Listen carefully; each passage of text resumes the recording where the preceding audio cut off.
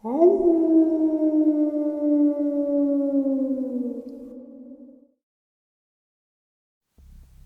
greetings and salutations, everyone. I hope everyone is doing well today. Today, I have a lineup of terrifying encounters to share with you. Before we get into those encounters, though, a couple links. As you know, I rely on Patreon, PayPal, and my merch store to help the channel to continue to grow and go. Those links are in the description below. Also, Dogman Frightening Encounters, Volume 1, 2, and 3, the audiobook versions. They were written and researched by Tom Lyons, narrated and produced by me, Jeffrey Nadolny. Those audiobooks are available on Audible, Amazon, and iTunes. The links to those are also in the description as well. Now, everyone, I have taken far too much of your time. Let's get on with today's upload. Shall we? Today's first encounter. Back when I was younger, we lived in Minnesota. When I was old enough and big enough, my brother finally decided that I was able to go hunting with him. I had waited a long while to be able to do this and was really looking forward to it. He was over 6'5", several years older than myself, and had spent a ton of time out in the woods. To me, he was a giant and someone who knew his way around the woods better than anyone else. It was a thick forest, and we had gone a good distance along a stretch he was familiar with, just to get me properly introduced on my first trip. After a while, we had gotten into a clearing, but we stopped because he said he felt like we were being watched. Something had eyes on him, and he had been out there doing this long enough to know that feeling, and to have that instinct that something was wrong. Maybe it was only because he said that, but I also started to feel like something was out there and had eyes on me as well. It was not a good feeling at all. He was listening and looking around quietly. I kept looking around as well, but didn't know what to look for. I didn't know what to listen for either. It was dead silent all around. Everything was so still, the only thing I could hear was my own breath. Without nothing else to hear, I remember worrying that I was making too much noise by breathing too loud, and that I would attract too much attention because of that. I tried to slow it down, and even tried to hold my breath at times, thinking I would make less noise and hear the surroundings better. Other than that, I became very aware of my heart beating fast, but that was the only other thing. I didn't see or hear anything. I would also look at my brother from time to time to see where he was looking at in that moment, just in case he had seen something. I was trying to pick up on his clues and probably ended up looking at him almost as much as I was looking at the surrounding area. During one of these times, I turned to look at him.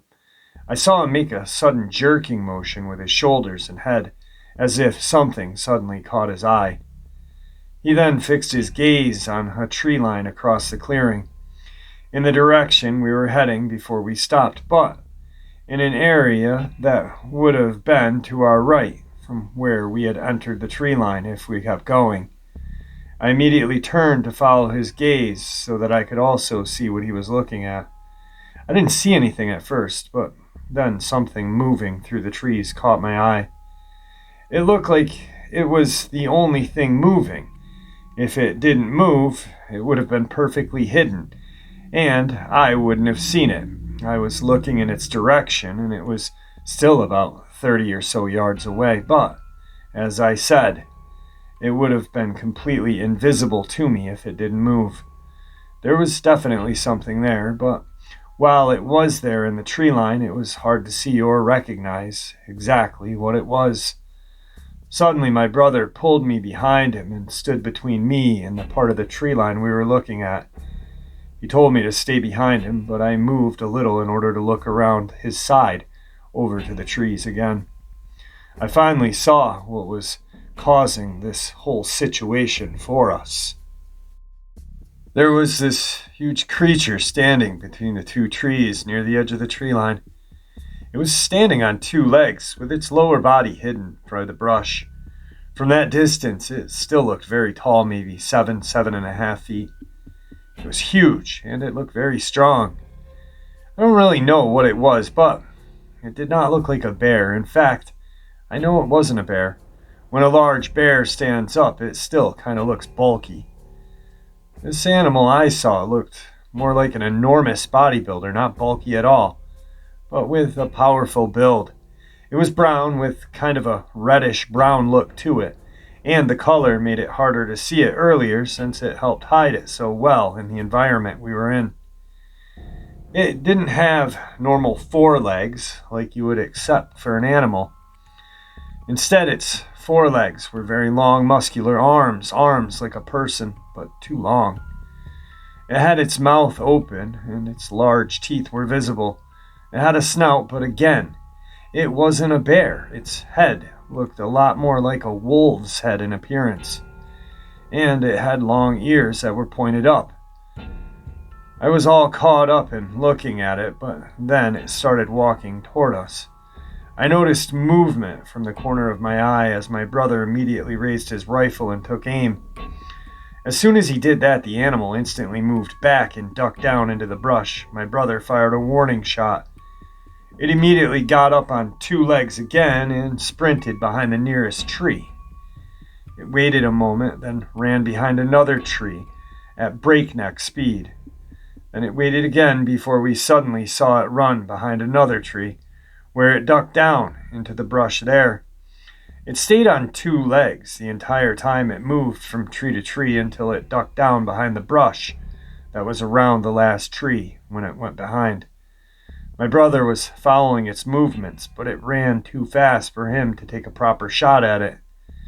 We didn't see it move anywhere anymore, and weren't sure if it was still around that same tree or if it had already moved away from that tree while being hidden by the brush.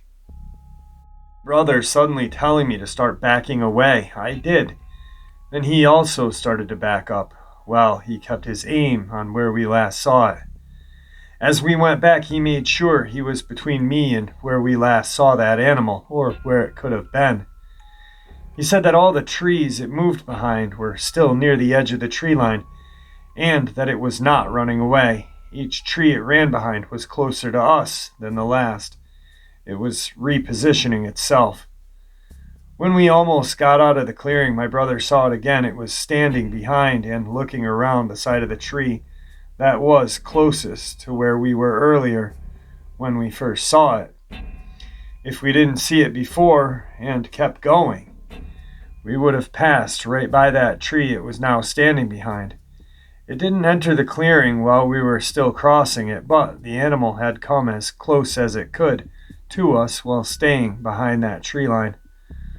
Once we got out of the clearing and back into the trees we passed through earlier, back in the direction we had come from, my brother had picked up his pace. Everything was dead silent while we were going back, even though the same area was full of noise when we passed through earlier. My brother was sure we were being followed. We couldn't see the creature anymore, and didn't know where it may be. But we made it quickly back to the truck, and as carefully as we could. When we were talking about it later, my brother told me that he had never seen an animal like that before. It was the first time in a very long time that he could recall feeling fear about being out in the woods. He was also much more worried than he would have been because I was there as well. Predators will go after smaller prey, and what we saw was definitely a predator. He said it moved so fast that he wasn't sure he could have shot it in time. For my first hunt, I found the whole experience to be horrifying. I waited so long to be able to go hunting, but after that experience, I never tried to go back hunting again. It was almost something that played a part in my decision to eventually leave Minnesota later on, when I could. My brother didn't want to go hunting again for a while after that. It took him a long time to be okay with even an idea of going back out into the woods again. Eventually, when he did go the next time, it was to a completely different area. As for that particular area, he never went back there again. Today's second encounter. What happened to me happened a long time ago near the central part of Bangladesh. It was late in the night and I was walking home when this happened. I was living in a village in the countryside at the time, and so was a relative who was holding a celebration. I was coming back to my home from the celebration at the home of the relative. On the way, I noticed two bright red lights from far away that were getting bigger and bigger. I saw that they were coming closer to me. They came close and stopped, maybe 10 steps in front of me. Eyes, those red lights were eyes. They were the eyes of the most hideous, horrible, and misshapen donkey.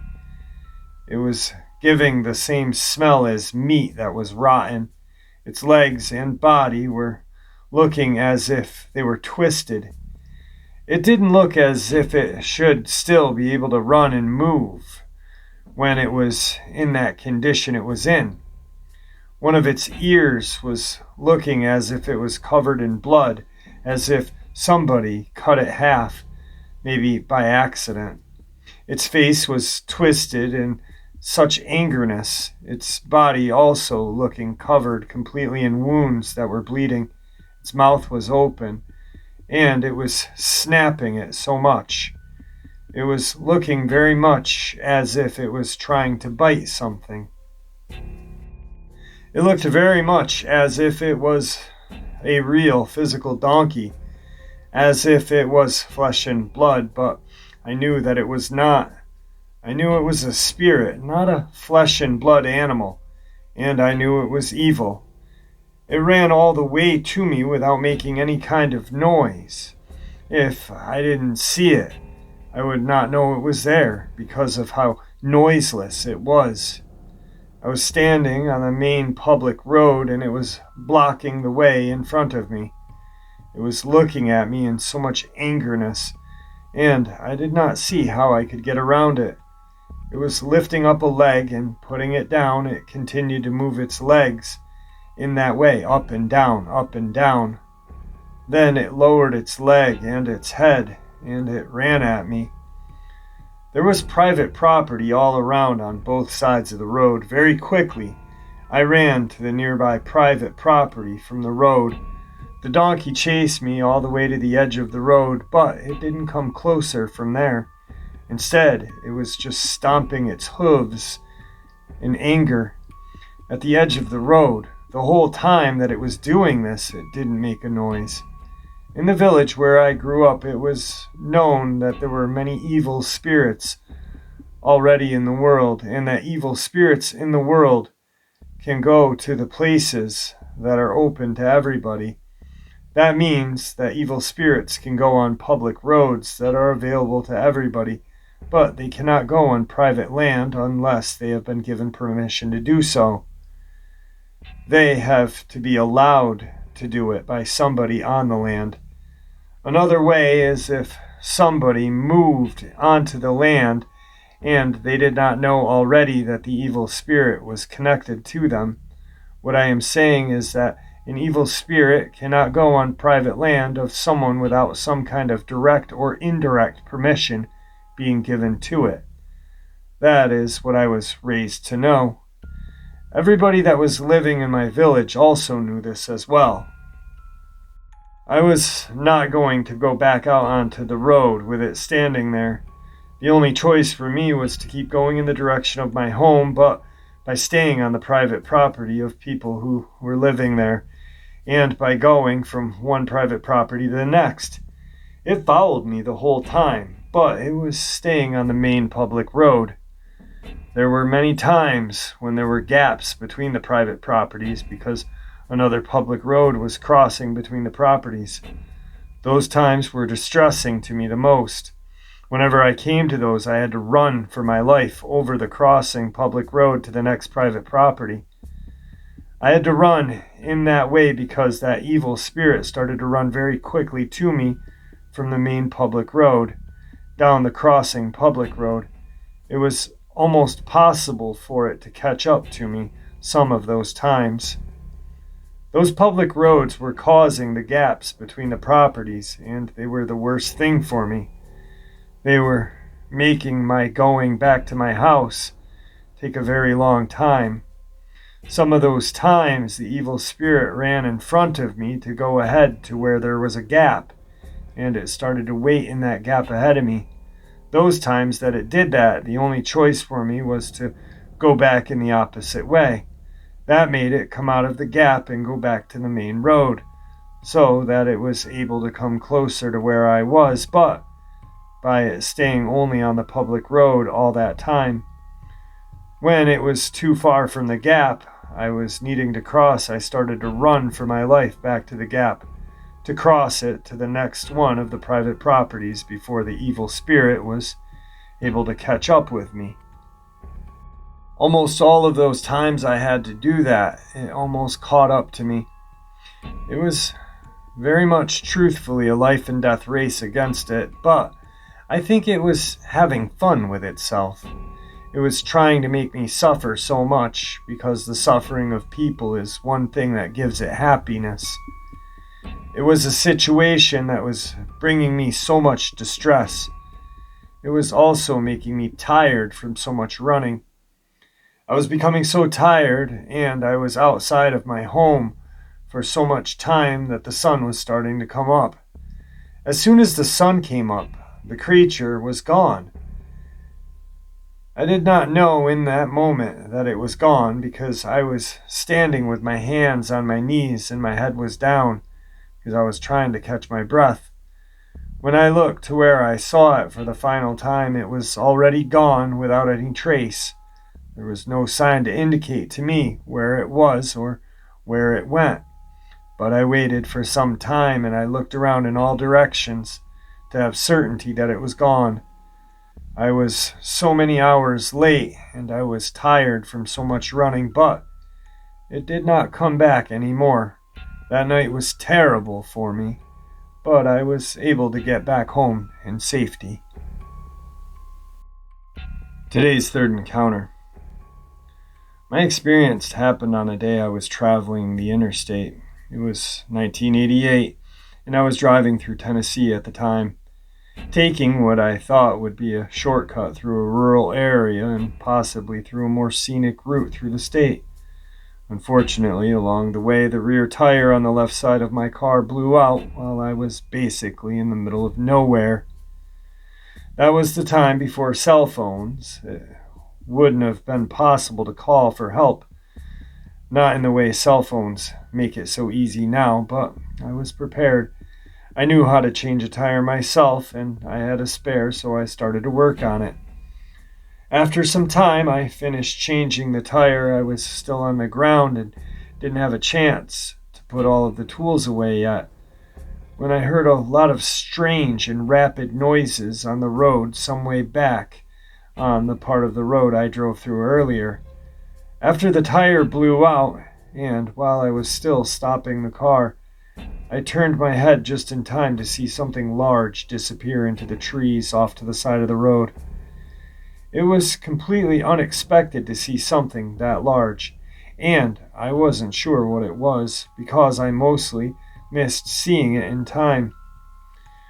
With the way it ran so fast, if I didn't look in the direction of those noises when I did, I might have missed the whole thing.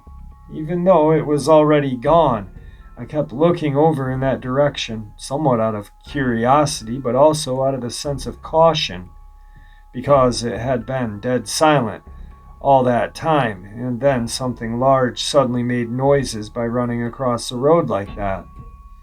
There was no one and nothing else around, so it was a little unsettling. I kept looking there just in case I'd see anything, but also to make sure I was not in any danger. I didn't know what it was, but I started wondering why it would have been running so fast in the first place. Almost as soon as I started to wonder about it, I froze up immediately, because I saw the reason for it. A huge black dog came running out of the woods. It was enormous for a dog and running in the same direction the earlier creature ran, as if it was hunting or chasing after whatever the earlier one was. Even on all four legs, the size of this dog was rather considerable, given the distance I saw it from. At first, it kept going without missing a step. It moved fast, but then it seemed to notice that I was there, and I saw it do something that immediately made me concerned. While it was running, it turned its head toward me and started to look at me. After seeing me, it never turned its head away from me. It had almost reached the trees the earlier creature ran into, but it slowed down instead and came to a complete stop, all the while still looking at me. Then it turned its entire body around in my direction to face me. I was scared to see it do that and didn't move an inch. This creature stayed where it was, staring at me, and I kept looking back at it, still not moving a muscle.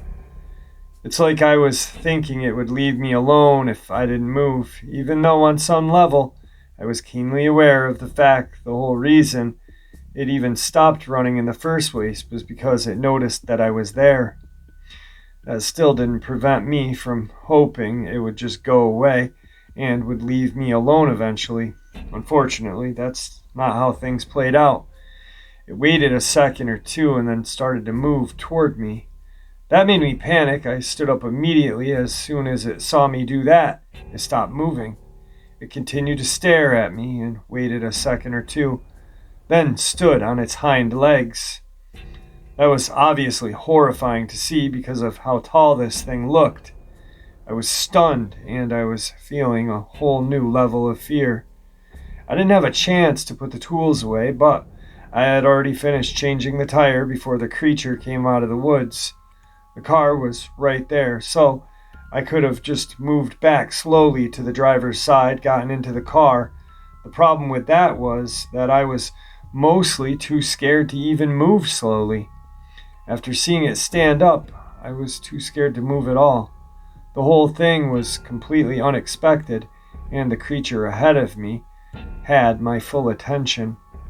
It was still standing on its hind legs, but then I saw it take a step toward me, and another, and then it started to charge at me. I can't begin to express the full extent of fear I had felt on seeing it charge at me, or the sadness I felt at that brief and sudden thought that I might die right then and there. It had no intention of leaving me alone at all. It was coming to get me. All its steps were large, with the distance it crossed with just one step and how fast it was moving. I thought it would reach me before I could even get back into the car, but that was the only thing I could try to do if I wanted to stay alive. I didn't have any weapons or any other way to defend myself against this creature. I had a passing thought where it occurred to me to try grabbing one of the tools I had just used to change the tire, but I didn't think any of those tools would help me much or be any use at all against this thing. I also knew I wouldn't have time to put the tools away, and I had to abandon them on the side of the road.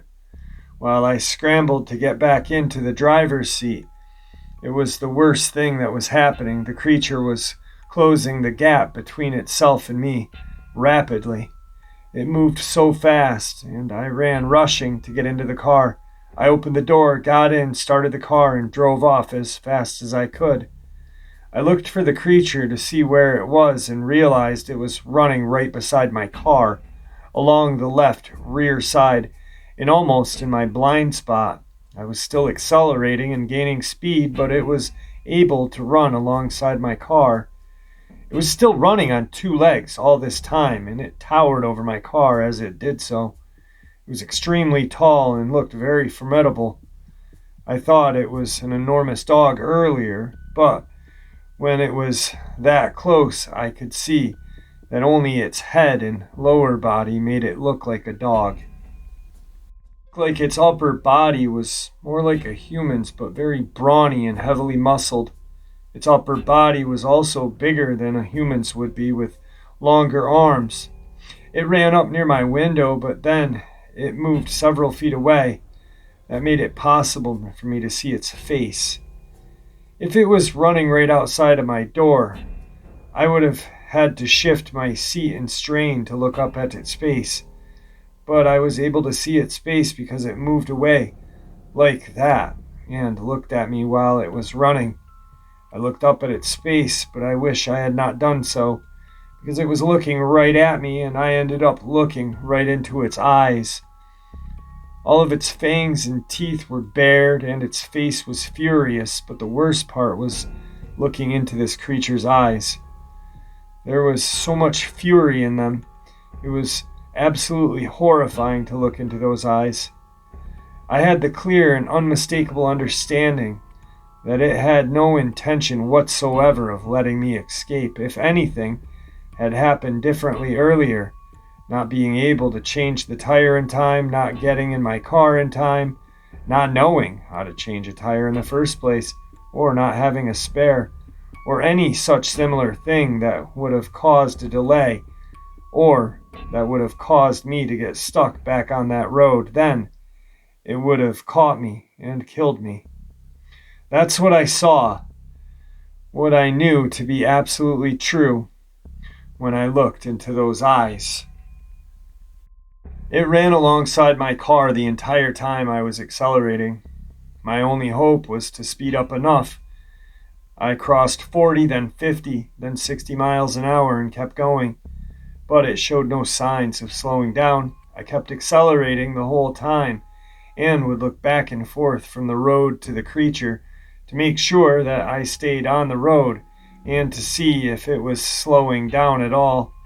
It did not seem to be slowing down. It kept running alongside my car. Almost every time I looked at it, I would either see it already looking at me, or I would see it turn to look at me with all of its fangs and teeth on display, with those eyes just filled with rage. Things continued in this way, but then it unexpectedly turned and ran off into some trees off to the side of the road, closer to where it was. I don't know why, but I looked ahead of me again and saw that some vehicles were now visible and approaching from the distance on the opposite side of the road.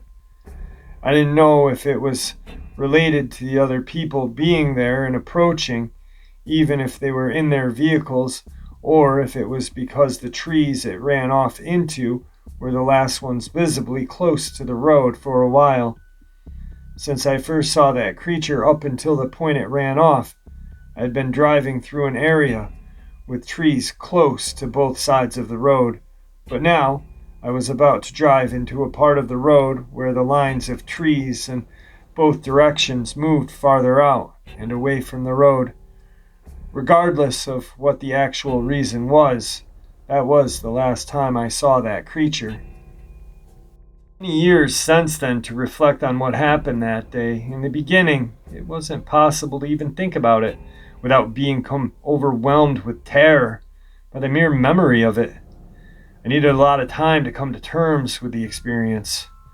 That still hasn't happened fully, but after enough time has passed, I did start finding it possible to think about what happened to me in some depth and with some degree of control over the terror I would feel every time I thought about this creature.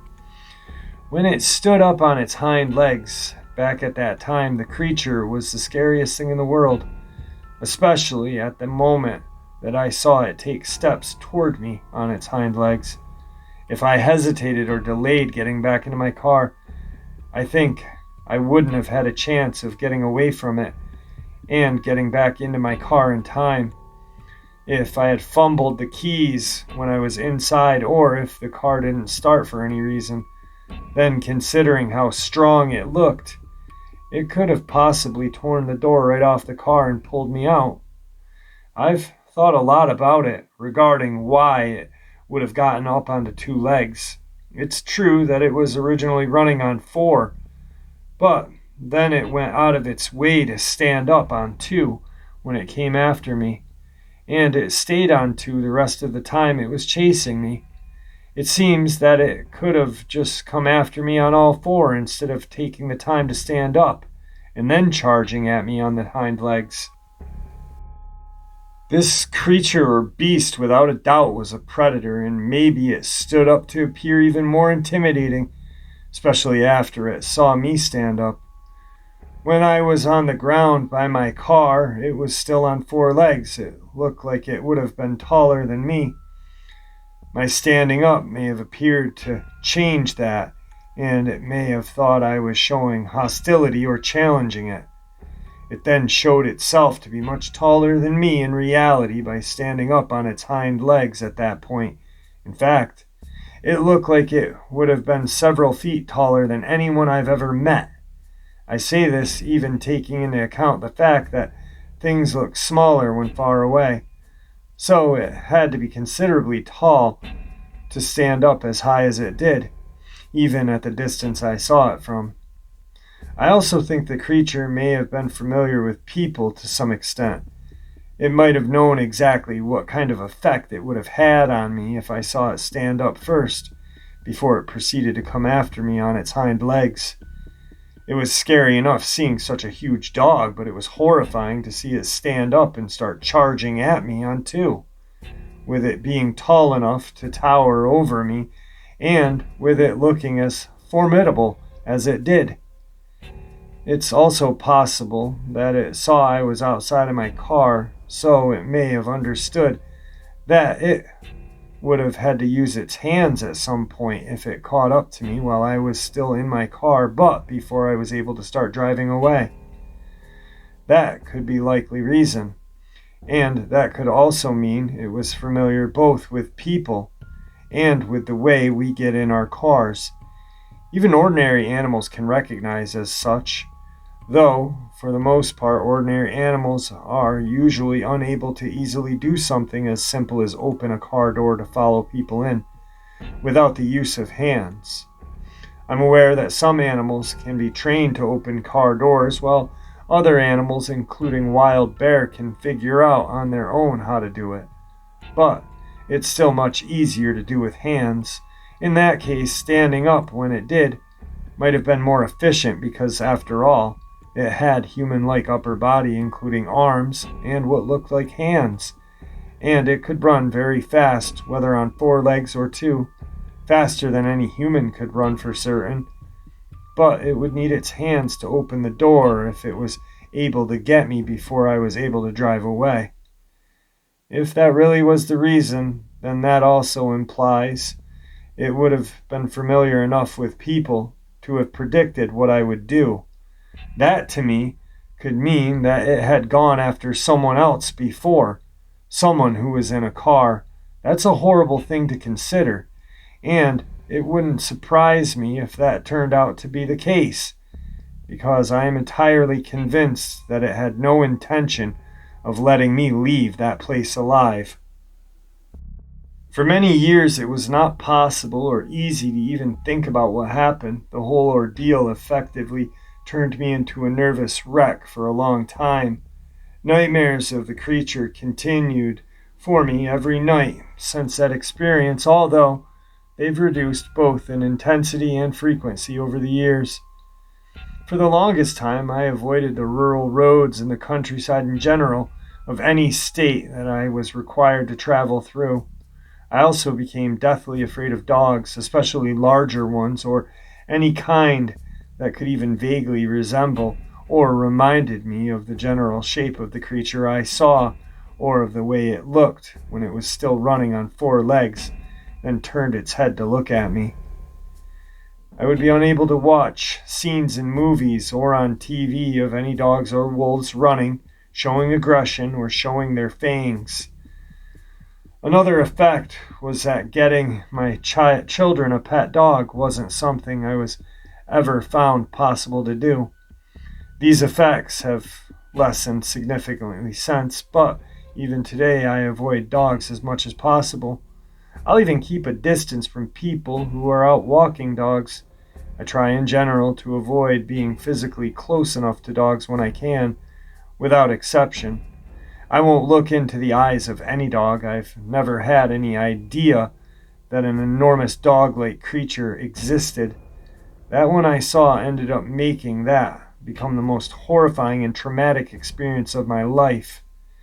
It was one thing to see stand up and start charging me, but that wasn't the worst part of it. The worst part was looking at its face and then looking into its eyes closer up and knowing how close I had come to being killed. When I looked into those eyes, I knew in that moment with absolute certainty that it had no intention whatsoever of letting me leave there alive. Wow. Wow. That's all I have to say. Because right there, just brings credence to the story that the paramedic shared with us, that honestly brings some sort of light on the doctor, Nancy Shaw, who was found outside of her car with her car being on the opposite side of the road, door open, her being in a ditch across the street.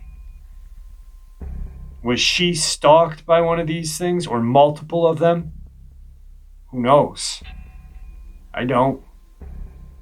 But that could be the very truth of what happened. Whew. Man, absolutely horrifying encounters right there. I hope you enjoyed them as much as I enjoyed sharing them with you. Whew. Wow. I could never imagine just being so terrified. You're in the middle of nowhere and that event happens.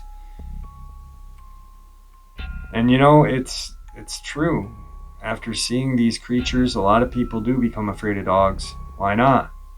They resemble a dog so much, they're called Dogman for a reason.